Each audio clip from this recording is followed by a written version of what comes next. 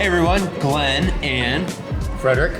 We're here for another Property Guys podcast. Yep. Local Spotlight. The local spotlight. We're having a lot of fun doing these local spotlights. Where are we today? So today we're all the way up at Oak Mountain Winery. And it's up here in the heart of Temecula.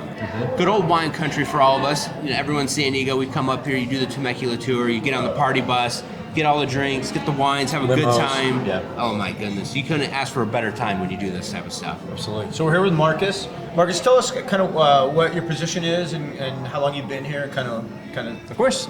Yeah. Name is Marcus Wallis. I am our event manager, event coordinator here at Oak Mountain. Been here for about 3 years total. Been in the wine industry yourself for probably about 15 years. Oh, wow. So yeah, Excellent. I know a lot about wine country. Lived in Temecula for about 27 years, so I've seen this place go from tiny little place to what we are now. So yeah definitely. So It was nothing back in the day. 2 gas stations, Carl's Jr., nothing out there. Yeah, not to So the other points. So. the first winery I remember coming to up here was the one with the almond champagne. That's Wilson Creek. Wilson Creek. Wilson Creek's been here for a very long time. Yeah, and Callaway. Those are the two I remember. Yeah. Yeah, those Balvino's were one of the big originals ones. as well out here too. Okay. So yeah. Us personally, we just hit 15 years just recently here for Oak Mountain ourselves. So. And then Ponte, where do they fit in up here? Ponte is on the other side over there. They're one of the bigger ones as well, Yeah. with Wilson Creek and South Coast. Yeah. On this backside over here, Deep Portola Road, kind of more mom and pop shops is what you get on this backside with us. So kind of popping up. Currently up to about 70 wineries out here in Temecula now. Wow. That's what we're getting to. So. Wow. Good. For those watching the podcast, I don't know which camera I'm on, maybe that one, I'm not really sure. But so you have different wineries or wine regions, I should say, in California. So Yes. you got Napa, you've got And they got Paso Lodi, Robles, Sonoma. Sonoma, San Ynez, and then you said Lodi, right? But Southern California this is Southern California's wine country. So we've got, what is it, like 19 million people, I think, In this area? Yeah. 2.5 hours. Small pretty area, yeah, that's for sure. So it's like Los Angeles, Orange County, Inland Empire, San Diego County, and so this is a big destination. It has become, last year, Temecula was voted one of the top 5 wine destinations in the entire world. Really? So it's getting a name out there as far as being Wow. not just America anymore, it's being a world renowned that we grow some amazing wines out here. So it's getting a name out there. That really didn't take that long in retrospect No. with what the time frames we were just talking. And it's number 5 in the world. Number 5 in the world. I'm talking 60 years total that we've been out here Wow. planted, and trying to figure out what Temecula was going to be. You didn't realize it was going to be what it is. And now it's wine country. So Yeah, that's awesome. Yeah. Well, I'm tasting the proof of how awesome what this wine is right now. What are we drinking? You guys are doing Yeah. the Mourvedre right now. Okay. So Okay. medium-bodied French wine. So Right. not going to have super heavy tannins with it, not a heavy body with it either as well. So one of my favorites, along with our Tempranillo that we have here. So one of our good ones. That's one of the things I really I love like. all your wines, but So to be honest, I'm a member here at this winery, so maybe I'm a little biased. But what I have enjoyed through the years here is that they grow and they have varietals that you don't see at other places in Temecula. Like I noticed there's a Malbec. Yeah. You don't see that up here. Very rare Malbec. You know? We put it inside of a Hungarian barrel, so it gives off very different flavors as well that comes out with it. One of the very rare varietals that we do here is a Pinotage. I don't know if you guys have ever had one of those. It's a South African varietal. 17 acres in California. We own about 4 of them, so it's a very rare. You're not going to find when you come out here. Very rare. We are known for our raspberry sparkling wine. Yeah, yeah. So I come there people you come go. out here to check For out, sure. of course, too. So what's the flavor profile of a Pinotage? The Pinotage is going to be more a minerally, kind of Okay. earthy type of wine. So if Okay. you've ever had a South African, like a Petit Syrah, something along those lines, you kind of have, some people love that dirty kind of taste to yeah, a I wine. call it very rooty. Exactly, there you Yeah. go. Exactly what you get with it, like rock flavors sometimes. People absolutely love it. Flavors of banana come along with it too. So, Oh, interesting. Yeah, Nice. so anytime we have somebody that comes here from South Africa, it's our number one go-to right away. Yeah, And then so. you're saying you have a Hungarian barrel? Yeah, we do three different types of oak. So we do French, Hungarian, and American.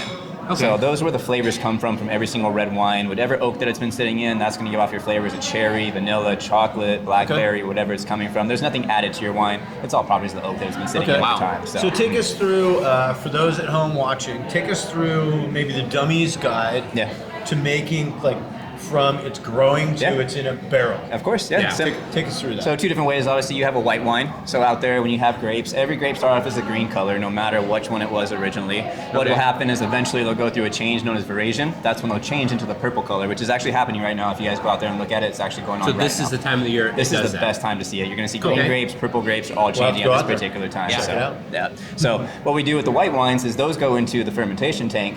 Those are in bottles 3 months later. Once we add yeast to them, those don't have to go through a barrel process. Our Chardonnay and our Roussanne do, because we put them inside of a steel barrel. So you guys have heard of an oaky Chardonnay? Yep. Ours is not oaky here. Ours is more of a buttery Chardonnay because Very it goes buttery. inside of a steel barrel, exactly. Got So it. for the red wines, a lot more goes into that. So Right. those are gonna go from the vine into the destemmer, into the fermentation tank, into a barrel. Typically for about 3 years is what our wow. wine's gonna be in. So that's where the color will come from. It'll sit in there with the peel skins and the wine. Okay. Over the 3-year period, that's where the word jammy comes from, body, structure, Okay, all gotcha. those good things that you had. So never I'm had a learning peel- so much. yeah, never had a peel skin. We would always have a white wine. You know, out here in Temecula, I've noticed are very popular are rosé wines. We have a white cab, white merlot, Sure. white zin, white grenache. 100-degree days, those are something you want to drink. Yeah. You know, it's 8% Yeah. alcohol. You don't want to have the 16% alcohol red wine that you normally have. So, Right. so those ones would be called being called poolside wines out here in Temecula. Very, very popular wines. Okay. So, yeah. So the skins are actually still in the barrels Yep. to develop color. For the color, yep. Got Yeah, it. if you never had a skin, you would never have a red Interesting. wine. That's where it always comes And then Really?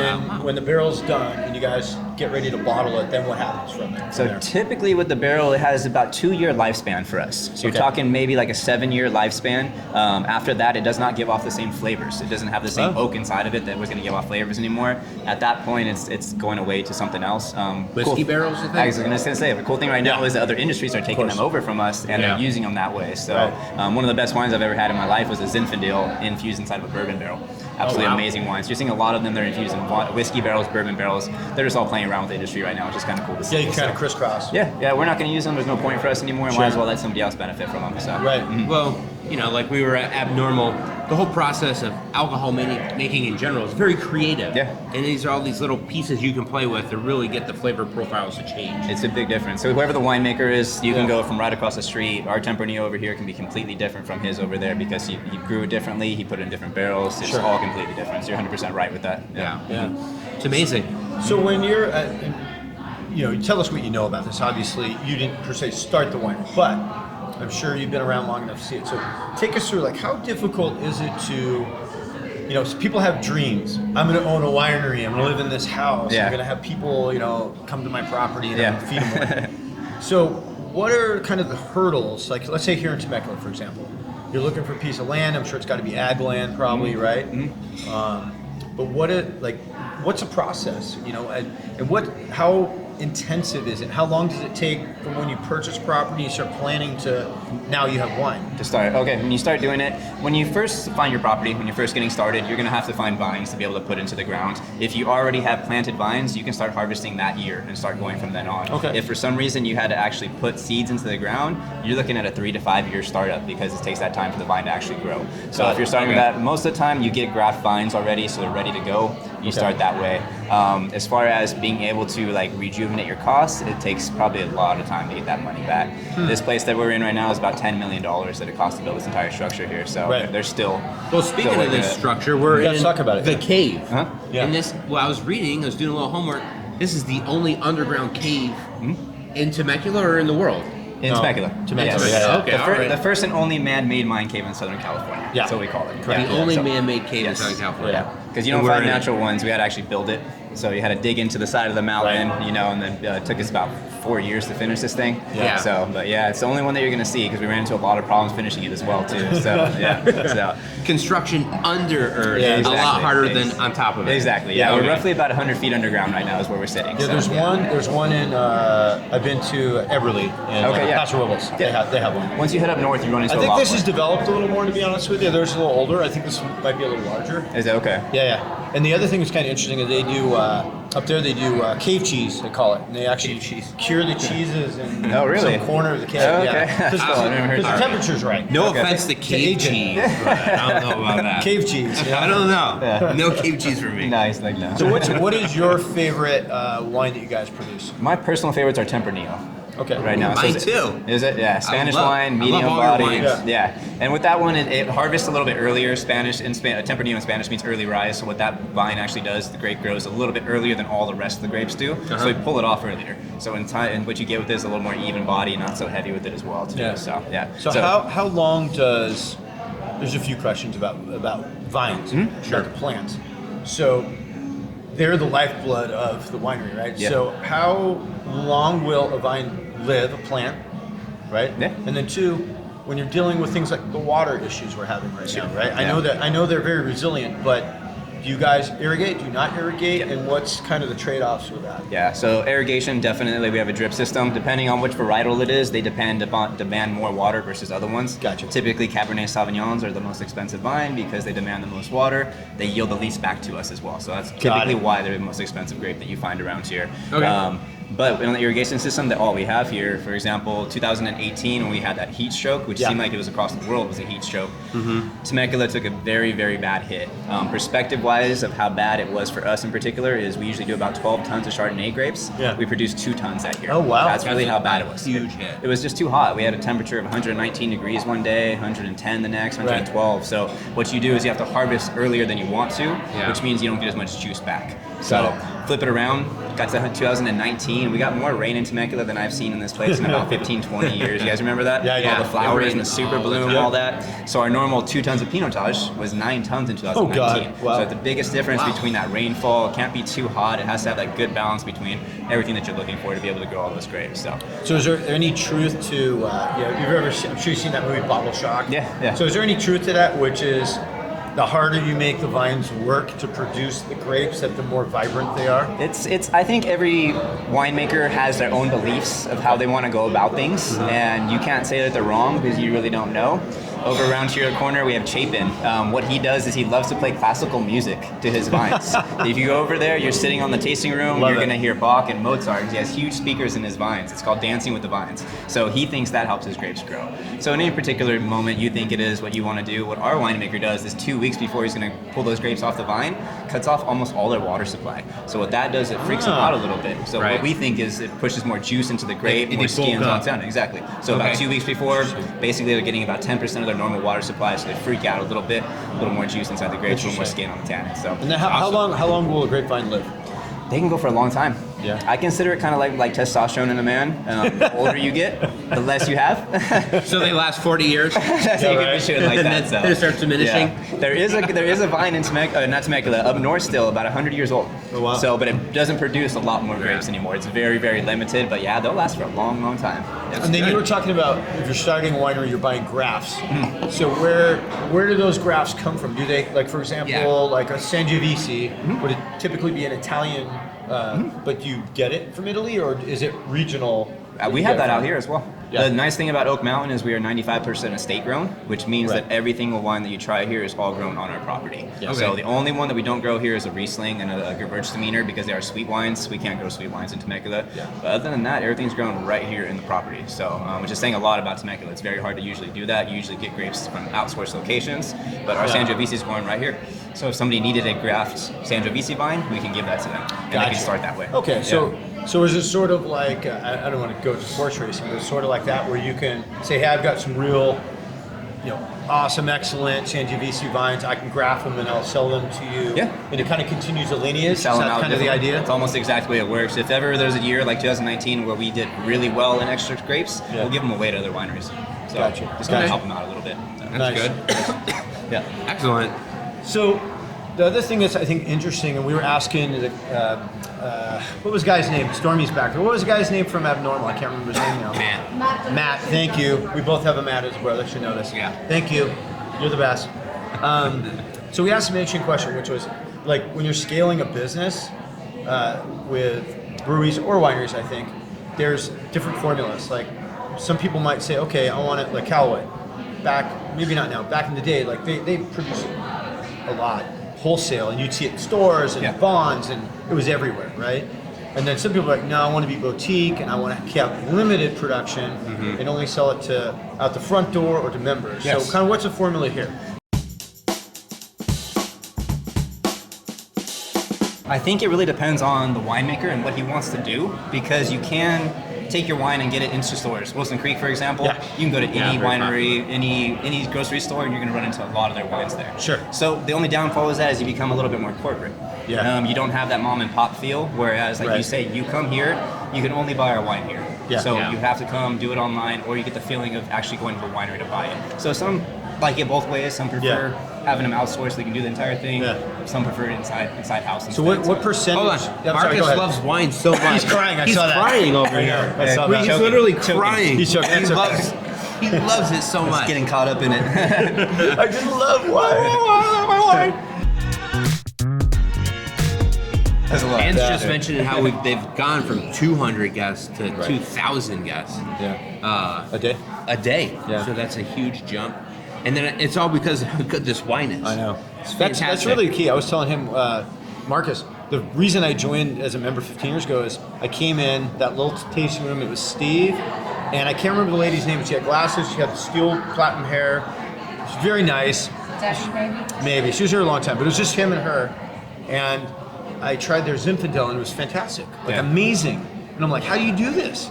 And he's like, well, if you want to be a member, I'm like, I'm in. Got you. Yeah, right. Only members get the secrets. I'm in. Of course. We have a new adventure coming very shortly. We have a distillery, putting distilling in the companies. Distilling. I love it. Distilling. As well. So you guys heard it first here. Wow. The Yeah. distilling will start Definitely here. excited about that here. So What are you guys going to be distilling? we're gonna be distilling tequila, right? Brandy. Yeah. So not many wineries out here have a liquor license. So No, we're the I only love ones that are gonna be able tequila. to do this. So yeah. Whiskey, brandy, and tequila. That's awesome. Yeah. Wow, way to break that on the Property Guys Yeah. podcast. Breaking news. Breaking news. I think Distilling. one of the things that I Oak do. Mountain Winery. You know what I love about wineries is that, and it must be great to work at a winery because everybody's generally in a really good mood when they come here. Yeah. You know what I mean? Yeah. You want to come have a good time. It's a place where you come, you drink Yeah, wine, you yeah. have good food, It's you hang social. out. Yeah, it's definitely a social event. Yeah. Yes. That's why people like it. Absolutely. It's fantastic. So, I mean, let's go back. We went into kind of the wine, the business, the start of it, the grapes, the vines, the Let's go. creativity. What about the events? So, like, how many events do you have here? What type of events do you run? Yeah. And, like, tell people more about that side of this. So over here at Oak Mountain, we're the most dog-friendliest winery that you're going to find. So let everybody know that they're more than welcome to come. What makes us different is we actually have a dog menu. So they'll cook for your dog as well. They're allowed to Did come not into the know tasting. that. Yeah, That's they're allowed great. to come in the tasting room. Love it. Main reason for it is we do a lot of dog charities here too as well to help out with that. So I think that's a fantastic niche. It's It is. a great way to, like, really get people to come here. I brought Probably Daisy. why you're doing I brought so well. Daisy, I brought Daisy here before. Yeah. So to that extent, we do doggy events that we do. Usually twice a year, we'll do doggy date night, we call it. We have one coming up, Cause for Positive. It's a charity event that we have coming up. Okay. So we have those. The 21st of August coming up, so very soon. We do murder mystery dinners twice a year. Oh, that's cool. Yeah, we did just one last Friday, 2 Fridays ago. It was casino night. Did the butler do it? I don't remember who it was. The wife. butler. wife did it? I was the The wife. angry wife. It was the wife. Dang it. so- Yeah, I It's don't either blame one of her. the two. I don't blame her. So other than that, this past Sunday we had an entertainment group come with a band, and they sang about 250 people here. We did a buffet for them. Nice. We do weddings, of course, very popular weddings, engagements, pretty much anything you guys can think of. So Yeah. it's very nice because everything's getting started up again without a year of not being able to do stuff. So everybody's getting back to getting married, getting their birthday parties Yeah. together again. all Back that to the stuff, so- normal times. Exactly. So yeah, so pretty Normal much anything times. here. Yeah. So it sounds like you have a good time working here. It's It's enjoyable. enjoyable. Definitely Yeah. enjoyable job. Yes. Yeah. Yeah. Yeah. Yeah. People that come in and everything, like I said, all the members and everything. It's good to be somewhere where you've gotten to know them as well, so you get to know and build that grow. relationship. Yeah. Yep. 100%. So Fantastic. So what's the next genesis of Temecula, just in general? I mean, you guys, I think, are supportive of each other because the more people that come here, the better. The better the reputation is, the better. It's very communal. I notice every year there's a couple of wineries that open up. So Yeah. are there more that you guys know about that we haven't heard about that are opening up? Or? there's Deep Portola Estates, not called Deep Portola Estates anymore.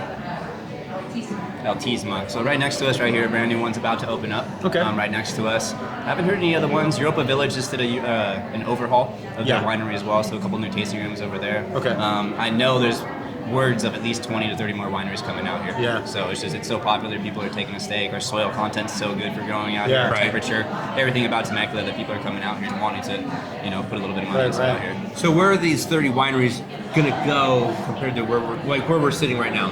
Yeah, but Are they gonna keep stretching out east? It would seem like more that direction, out Okay. that way, Anza area and stuff like that too. All right. So until we run out of area, but they'll keep Yeah. coming as long as we have space. That's for sure. Well, we're gonna be number one in no time. So having these wineries growing out That's what here. we're hoping, right? Yeah. Well, I'd say this. One of the reasons you want to come to Temecula is to try specifically Oak Mountain Winery. Yep. The wine's fantastic. I can honestly, although there was one wine one time, you guys might remember this, like 6 or 7 years ago, and it had this weird smell. If you drank it, it tastes fine, but it had the weirdest smell. It's like no, it was a red wine. It was like CIS. Cinso. Yes. Yeah.